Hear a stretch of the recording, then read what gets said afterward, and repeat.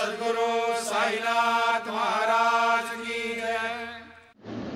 ஓம் சாய்ராம். ஸ்ரீ சாயியின் ஆசீர்வாதத்துடன் ஸ்ரீ கோவிந்த் ரகுநாத் தபோல்கர் என்ற ஹேமாத்பந்த் இயற்றிய ஸ்ரீ சாய் சச்சரித்திர கிரந்தத்தின் அடிப்படையில் தொகுத்து மூல மராத்தியில் விரிவுரையுடன் இயற்றிய தைந்தின் சாயிபோர் பேராசிரியர் டாக்டர் சீதாராம் கணேஷ் தேசாய் அவர்கள் இந்த நூலின் தமிழ் மொழிபெயர்ப்பு.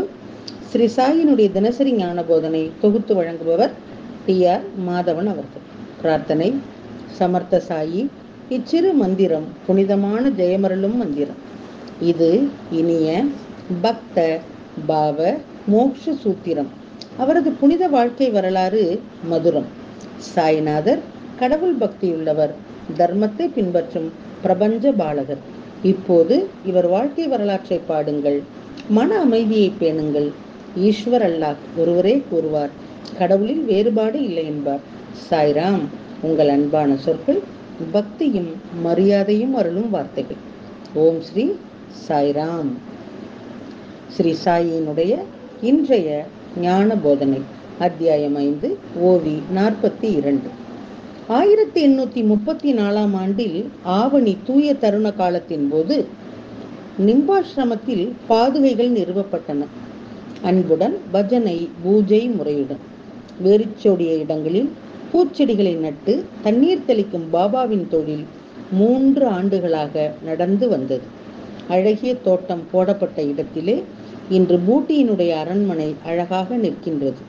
அதே இடத்திலே எலுமிச்சம் மரத்தின் அடியிலே பாய் என்ற பக்தர் பூஜை செய்யும் அக்கல்கோட்கர் மகாராஜினுடைய பாதுகையை பக்தர்களுக்காக பிரதிஷ்டை செய்தார். அக்கல்கோட் மகாராஜ் பாயினுடைய வழிபாட்டின் தெய்வம். அவரது உருவப்படத்தை தொடர்ந்து பூஜித்தும் வணங்கியும் வந்தார்.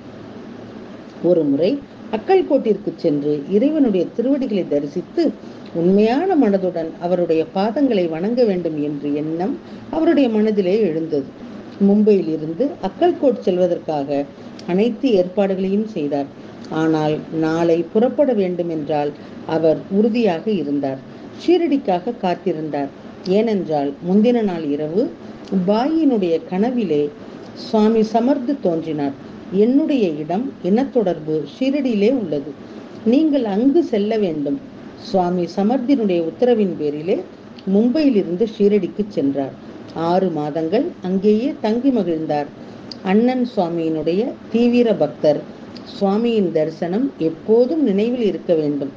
எனவே அவர் ஷீரடியிலே ஒரு வேப்ப மரத்தடியிலே சுவாமியினுடைய பாதுகையை நிறுவினார். 1834 ஆண்டு ஸ்ரவண சுத்த பக்ஷத்திலே பண்டிகை காலத்திலே பஜனையினுடைய மங்களகரமான சந்தர்ப்பத்திலே தாத்தா கேல்கரின் கைகளில் அந்த பாதுகையை நிறுவினார். உபாசனையே சாஸ்திரப்படி சடங்குகளை செய்தார். இதை தொடர்ந்து மேலும் ஏற்பாடுகள் செய்யப்பட்டன. தீக்ஷித் என்ற பிராமணர் அந்த பாதுகைகளை தினமும் பூஜை செய்து வணங்கி வந்தார். ஒரு சத்குண பக்தர் ஒரு வித்தியாசமான அமைப்பை பார்த்தார். ஸ்ரீ சுவாமி சமர் தனது கனவிலே ஸ்ரீ சாயிபாபாவிடம் சகோதரர்களை அனுப்பினார்.